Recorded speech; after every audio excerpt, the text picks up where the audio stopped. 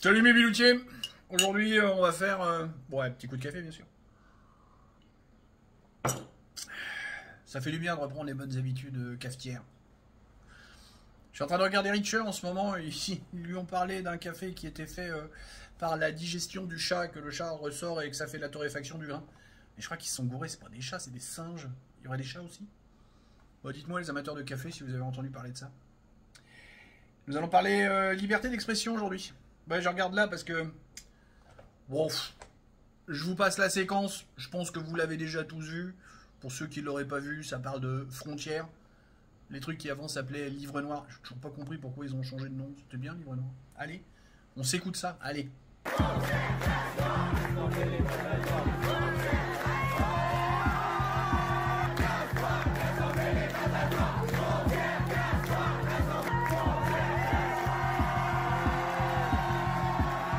Voilà.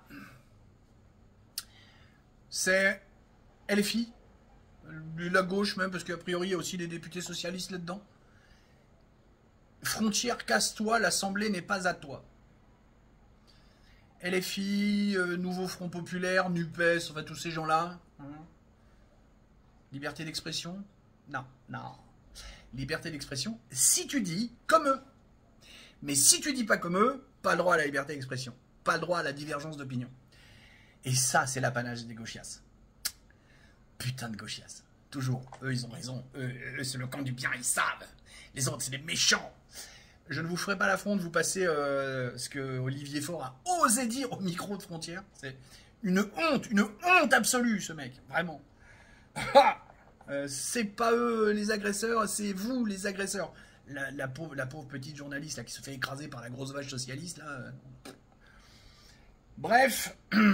Et pour vous démontrer que c'est pas d'aujourd'hui que les gauchias raisonnent comme ça. Et je vais faire appel, et merci Modin, c'est pour ça que t'es tagué mon cher Goupil préféré, parce que grâce à toi j'ai découvert comment cette interview. Alors je connaissais Raymond Aron de nom, et je commençais, il faut que je creuse un peu plus parce que c'est un mec intéressant. Pour vous mes chers biloutiers, si vous ne connaissez pas Raymond Aron, allez-y. C'était un copain de Jean-Paul Sartre, un très bon copain de Jean-Paul Sartre, puisqu'ils ont fait l'école normale supérieure ensemble. Et puis, ils ont été, comme il dit dans une des interviews que j'ai entendues, nous avons été intimes. Alors, pour des gens de cette génération-là, être intime, c'est pas... hein, c'est juste se fréquenter, être pote, quoi, être des bons potes, ce qu'on appelle des amis, des vrais amis.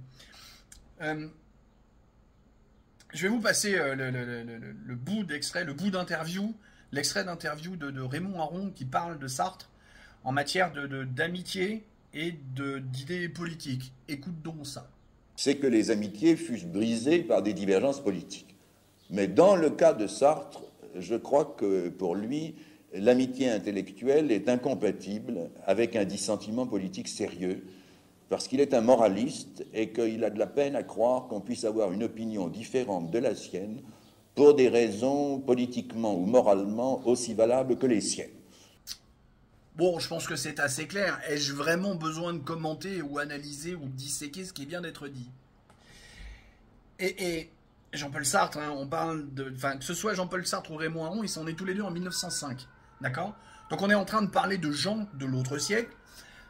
Et l'interview qui est donnée en 1974, au moment où justement cette amitié qui a été rompue pendant pratiquement 30 ans, ils se rabibochent et ils vont voir le gouvernement Giscard tous les deux pour ouvrir les portes de la France pour les réfugiés laotiens et cambodgiens qui sont obligés de fuir le système communiste qui est en train de ravager leur pays. Oui.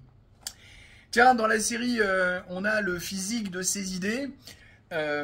Voici une photo de Raymond Aron, alors jeune. Il a 35 ans sur cette photo, ça je le sais, puisque la photo date du 18 juin 40. Voici une photo de Jean-Paul Sartre qui a environ 30 ans, 30-35.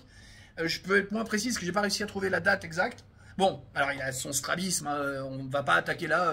Sartre avait un strabisme divergent très prononcé.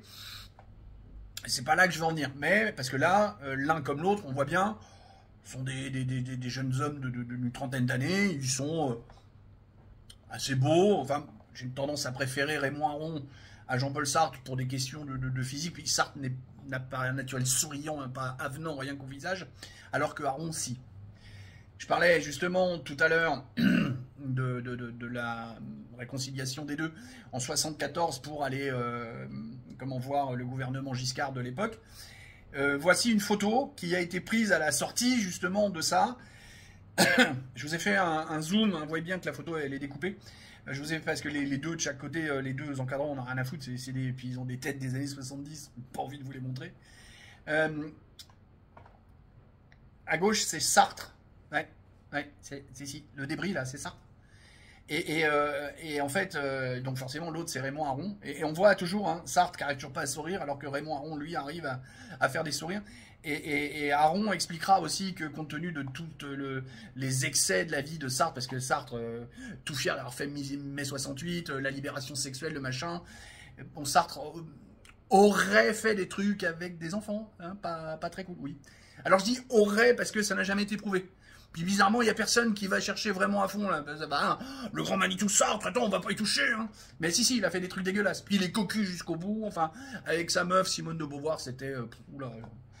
Bref, dans la série, on a le physique de ses idées. Bah ouais, quand on a des idées à la con comme ça qui ouvrent à toute la libéralisation, tous les excès, tous les machins, plus d'ordre, plus de rigueur, plus rien. Voilà ce qui arrive. Et en fait, cette vidéo, je vous la fais pour vous montrer le lien qu'il y a entre les deux. Je veux dire, entre les gauchias qu'on a aujourd'hui, qui veulent virer des médias comme Frontières, qui veulent interdire la parole à certaines personnes, qui veulent en fait, ils se réclament du samo tutti antifasciste. C'est les pires fascistes qui existent finalement. C'est eux, les heures sombres de notre histoire actuelle. C'est eux qui ont des pratiques nauséabondes dans notre histoire actuelle. Et ils prêchent des gens, des grands Manitou comme Sartre. Et ouais. Voilà. Non, c'était pas fait pour être joyeux aujourd'hui. C'est pour ça que j'insistais sur le sourire de Raymond Aron. Bisous. Poutou. Tchuss.